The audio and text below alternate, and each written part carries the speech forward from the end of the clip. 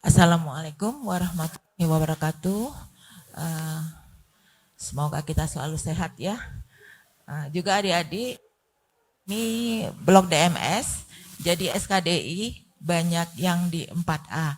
Jadi buat ibu-ibu dosen, bapak-bapak juga, kita hanya mengulang saja ya.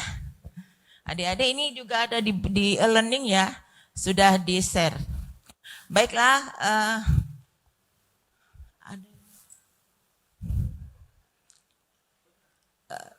ini pemeriksaan anamnesis dulu bang. Anamnesis enggak. Jadi yang namanya, jadi kita mulai dengan anamnesis ya.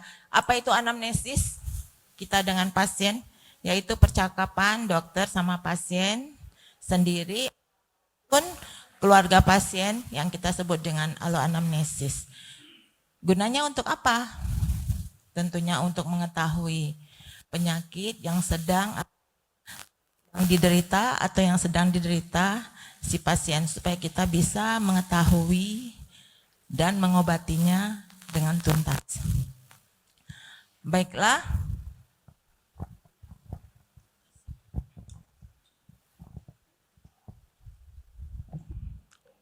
Next.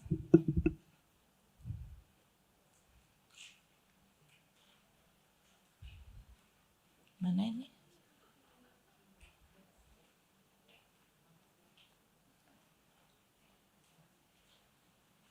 Sebelum kita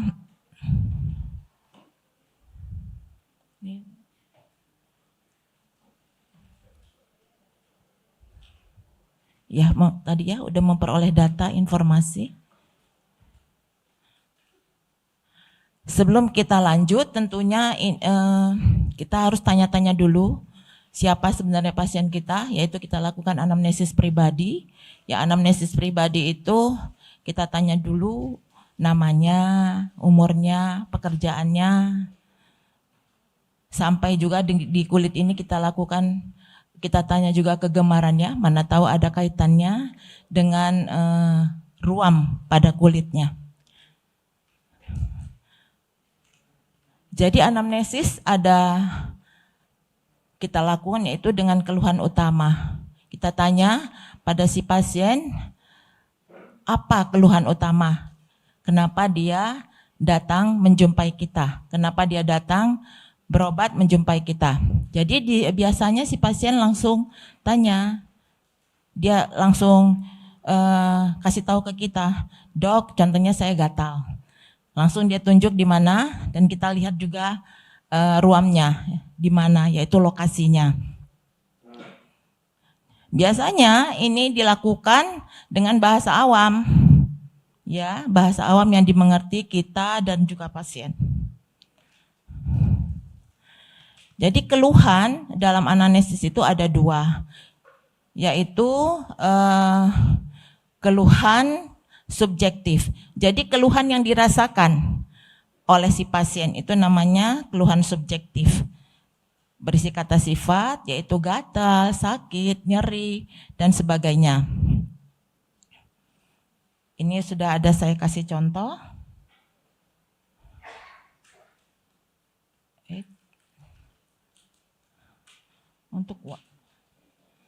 Untuk menunjukkan poinnya yang tengah. Untuk cahayanya, apanya? Tengah.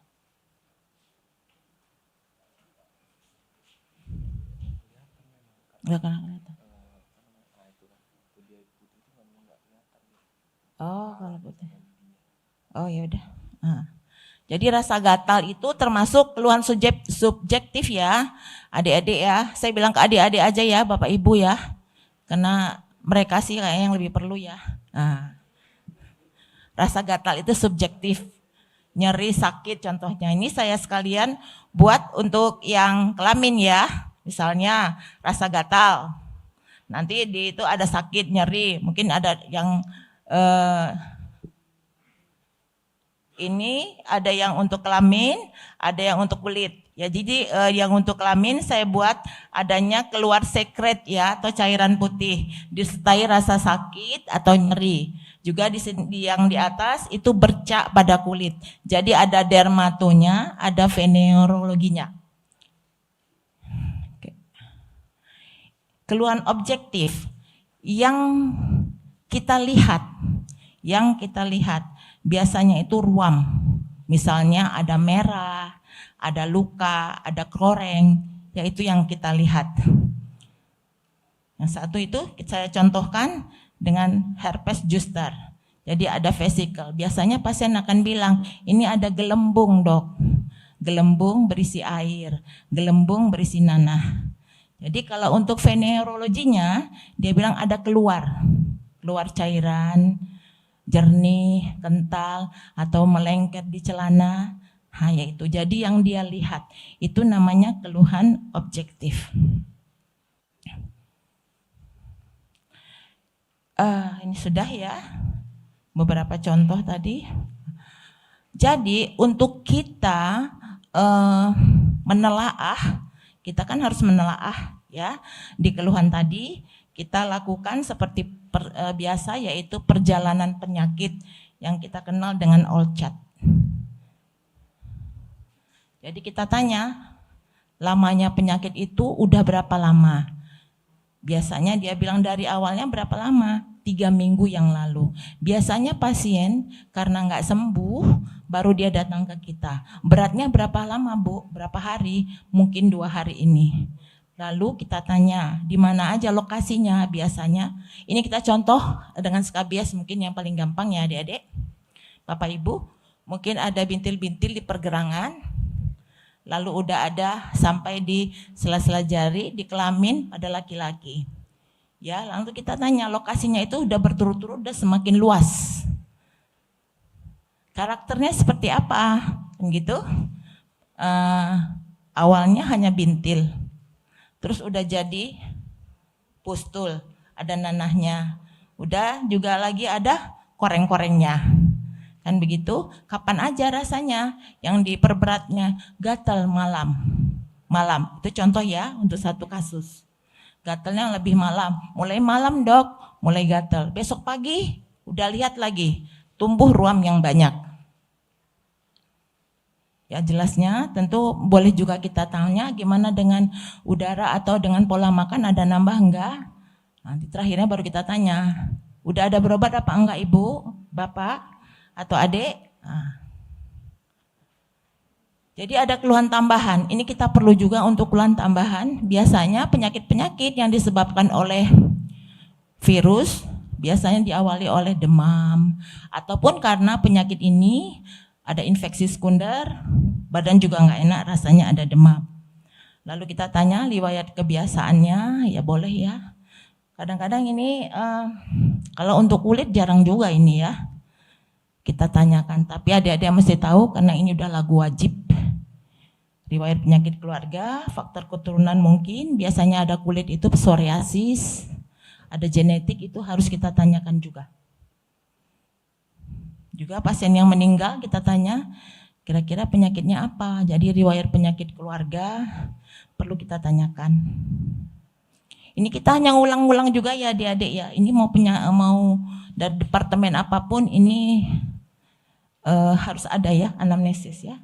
Riwayat penyakit terdahulu, mungkin ada penyakit kulit ataupun kelaminnya, mungkin ada berulang, dan ada riwayat alergi, sosial ekonominya, mungkin tempat tinggal yang mempengaruhi penyakit, anamnesis, gizi, biasanya kalau kulit faktor-faktor alergi lah ya kalau untuk gizi.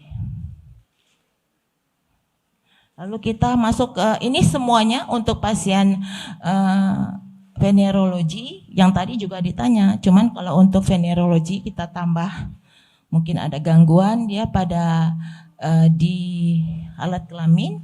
Kita tanya sebelumnya ada berhubungan dengan siapa, kan begitu? Berganti-ganti pasangan kah? Ataukah sudah kena ini ada berhubungan dengan istri atau suaminya, karena itu perlu tahu, karena kalau enggak ada pimpong nanti, biasanya harus kita obati juga. Habis itu kita tanya juga, waktu melakukan hubungan memakai kondom apa tidak? Jenis kontak seksnya perlu juga dengan siapa? Sesamakah atau yang lawan jenis? Baru juga untuk melakukan hubungan seksual ini secara apa? Secara genital sama genital, atau pakai mulut, atau pakai anal. Itu memang perlu kita tanyakan. Mungkin adik-adik nggak sampai ke situ ya. Soal-soal kita pun juga nggak sampai ke segitu. Mungkin ini nanti kalau kamu di klinis sudah tamat, ini perlu ditanyakan. Saya rasa untuk anamnesis udah semuanya biasa ya, untuk anamnesis ya adik-adik ya. Kita lanjutkan ke ruang. Bapak Ibu kayaknya nggak usah bertanya lah ya, ini udah biasa. Kulit ini kita juga di rumah sakit tipe B juga harus inilah ya. Ya. Baik, kita masuk ke pemeriksaan fisik. Dermatologi, venerologi. Ya, seperti biasa pasien udah kita anamnesis tadi, tentunya izin Bapak Ibu boleh kita lanjutkan ya kalau seandainya nanti ya kita lagi LO atau gimana. Sesudah itu kita boleh mau head to toe boleh. Lalu kita masuk ke status lokalisata. Kita masuk langsung ke status lokalisata. Jadi kita lihat lokasinya tadi mana? Mana yang sakit Bapak Ibu? Nah, kan gitu ya. Ini regio-regio tubuh. Ini ya. Nah, ini kita mulai dengan bentuk ruam. Paling enak kulit ini nggak susah-susah, tapi mesti dilihat. Ya, ini ada makula. Makula itu bercak. Bercak ada. Makulanya mau warna putih, mau warna hitam, mau warna merah. Dibilang itu makula eritem. Ya, kalau yang itu, ini bisa nggak ya? Nggak bisa juga ya bang, warnanya ya. Yang sana itu putih, hipo, makula hipo, pigmentasi ya adik-adik. Hipo itu putih, eritem itu merah, hiper itu agak kecoklatan, warnanya lebih tua. Ini ada telengiektasis, ini jarang ya, tapi pada estetik ini sering kita jumpai ya di wajah karena pemakaian kortikosteroid yang banyak.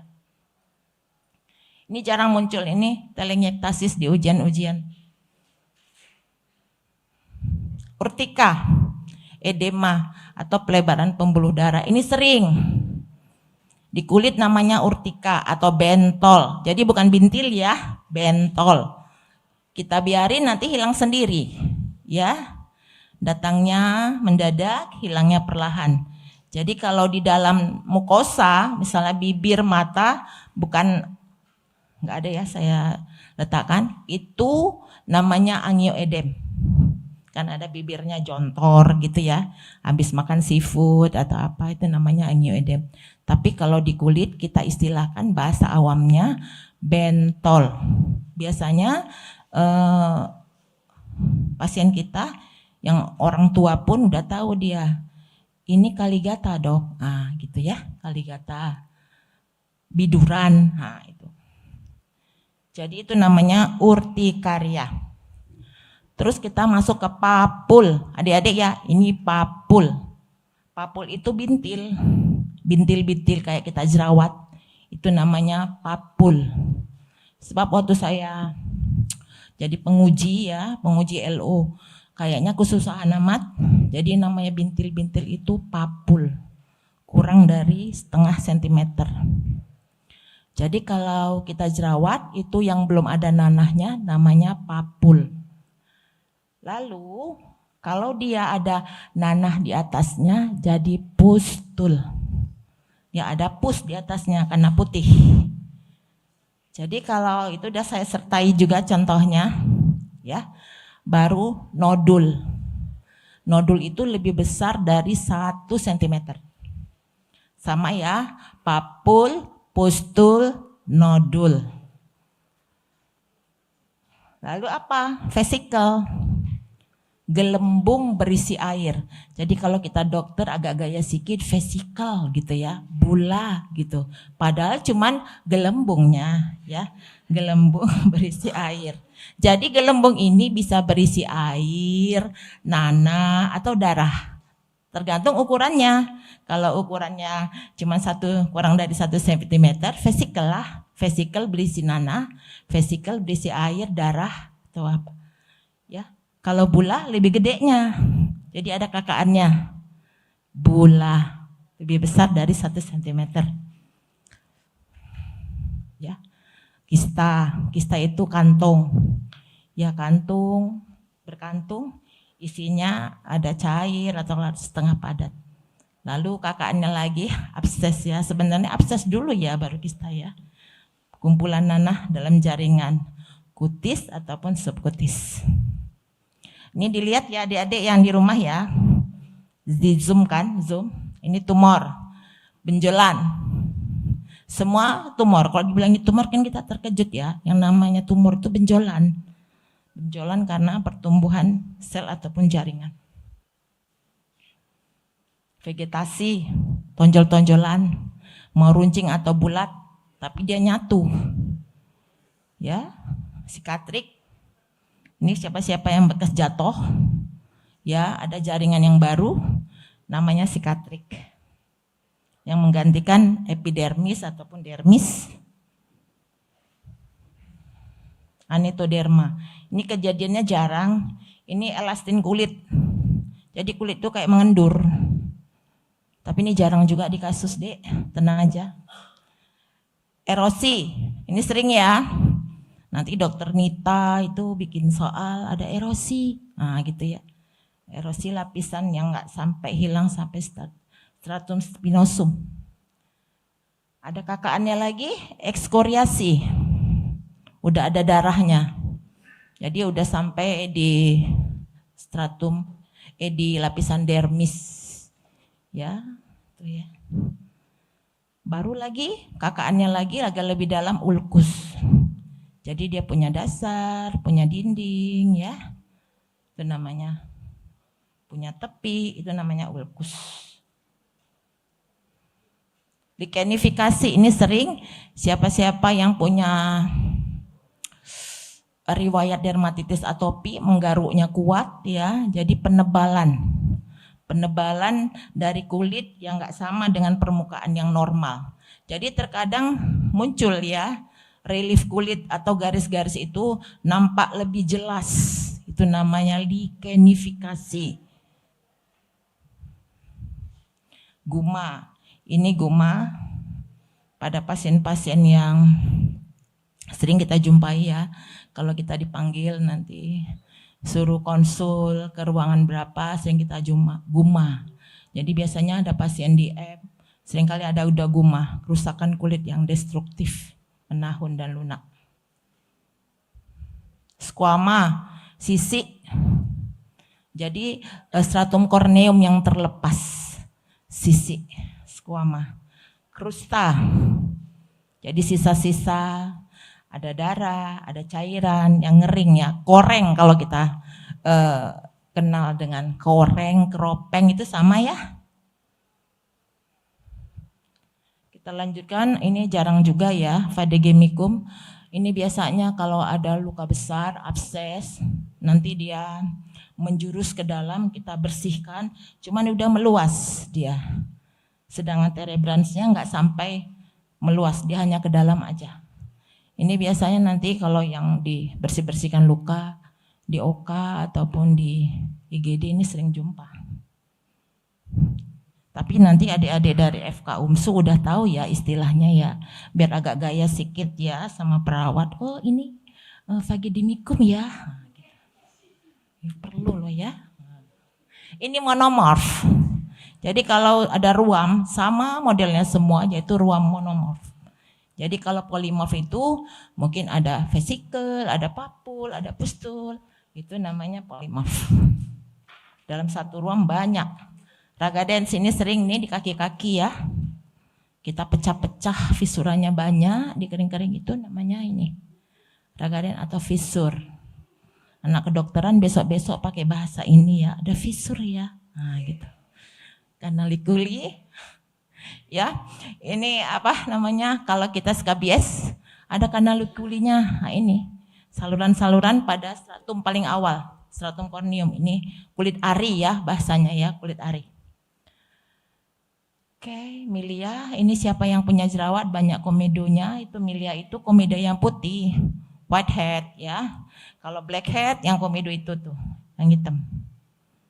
Ya. Ini dipencet-pencet yang namanya punya acne begini ya. Ini namanya komedo milia. Tapi boleh juga milia itu disebut juga whitehead. Ini blackhead. Kalau ini kenapa dia hitam, udah kebuka, teroksidasi dengan udara. Ini lebih enak keluarnya ini ya. Diekstraksi aja keluar. Oke, ini purpura. Purpura artinya bercak di bawah kulit yang tidak hilang dalam waktu yang cepat, jadi akan perlahan. Kalau purpura dia bercaknya itu lebih gede, lebih besar, sedangkan yang piteki itu lebih kecil. Exanthema itu ruam, kalau munculnya itu sama merah gitu ya, ruam yang timbul serentak dalam waktu singkat tapi lama. Ini roseola, exanthema tadi warnanya agak keunguan, keloid, kita punya keloid, punya skar hipertrofi. Keloid ini dia semakin lama melewati batas luka, itu keloid. Tapi kalau skar hipertrofi, nanti dia mau involusi sendiri.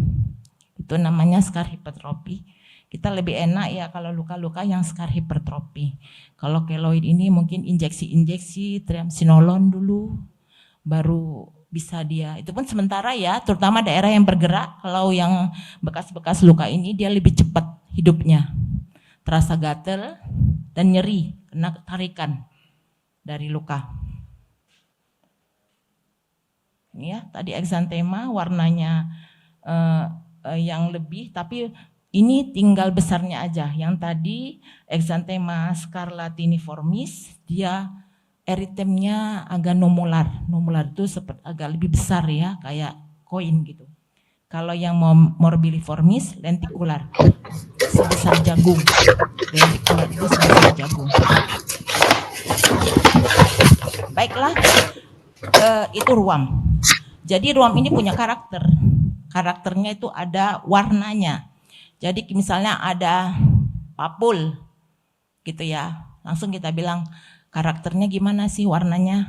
Eritem, papul eritem, papul hipo, papul hiper.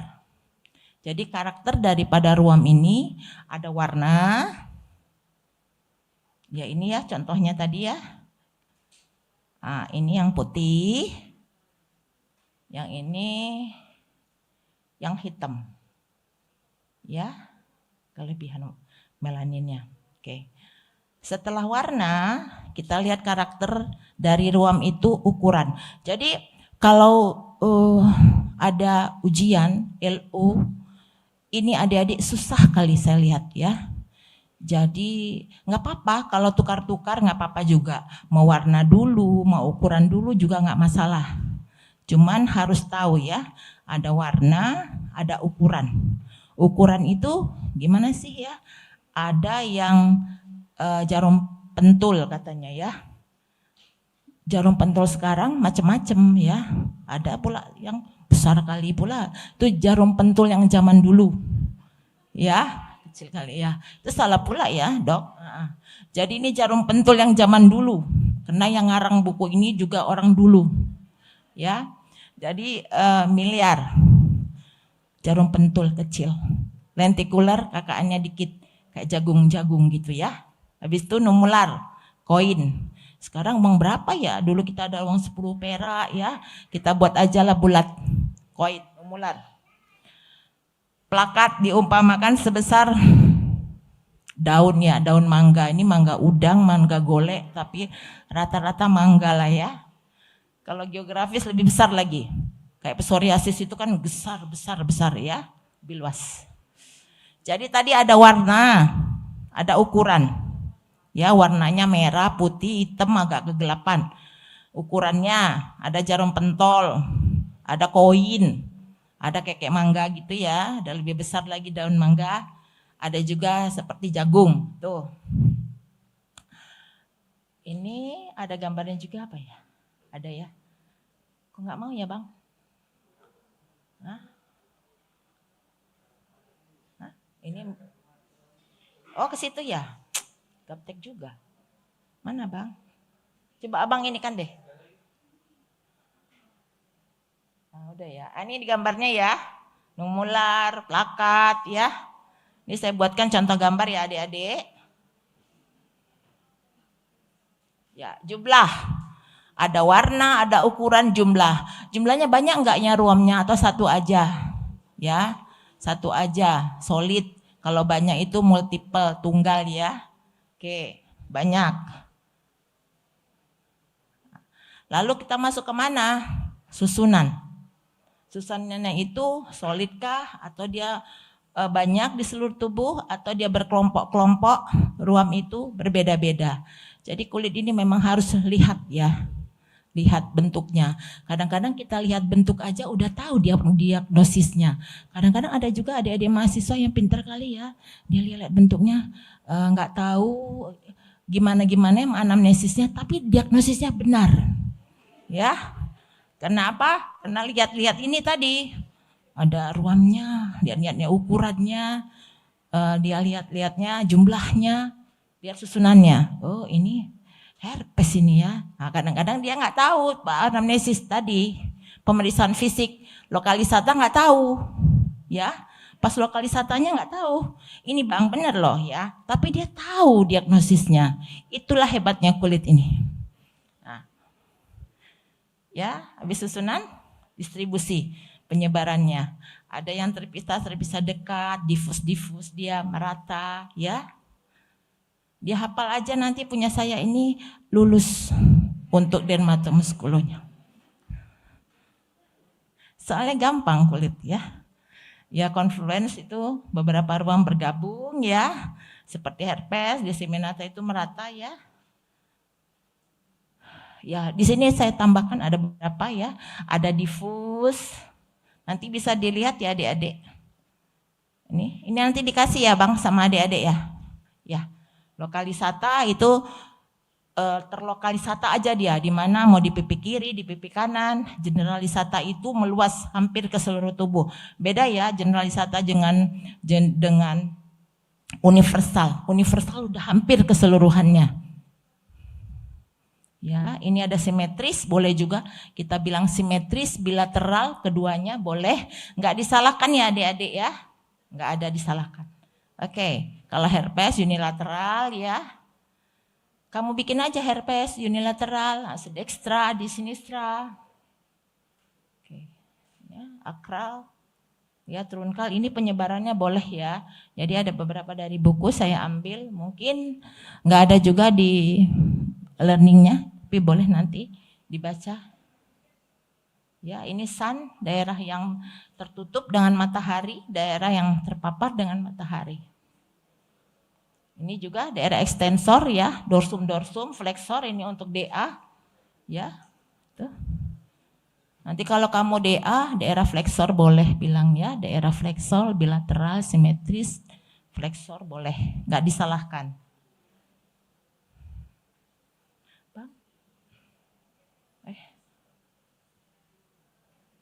Gambaran. Ini yang terakhir, gambaran. Ya, gambaran itu ada anular, kayak cincin. Jadi kalau cincin itu di pinggirnya aja yang tebal, tengahnya enggak begitu tebal. Atau kita sebut juga dengan sirsinar boleh. Arsinar. Arsinar itu setengah lingkaran. Ya, begini gambarannya. Apalagi geografism. Seperti peta polisiklik. Jadi satu ruang bergabung-gabung itu namanya polisiklik. Ya kalau tinea ya kurap, nah itu namanya polisiklik ya adik-adik ya. Corymbiformis itu satu ruang gede di tengah ada satelitnya. Ya kayak bulan nanti ada satelit-satelit bintang-bintangnya. Atau induk ayam, katanya di pinggir-pinggirnya ada anak ayamnya, itu namanya corymbiformis. Lesi iris kayak seperti telur mata sapi, ya, erythema multiforme, ini biasanya ada alergi ya. Folikuler biasanya kayak kita folikulitis, itu ruam folikuler. Ini boleh kamu bilang nanti untuk gambaran dari ruam, nggak disalahkan. Ya ini tadi ya, udah. Ini ada gambarnya saya contohkan juga. Nah ini ya, tadi seperti. Baiklah, langsung saya masuk ke tadi.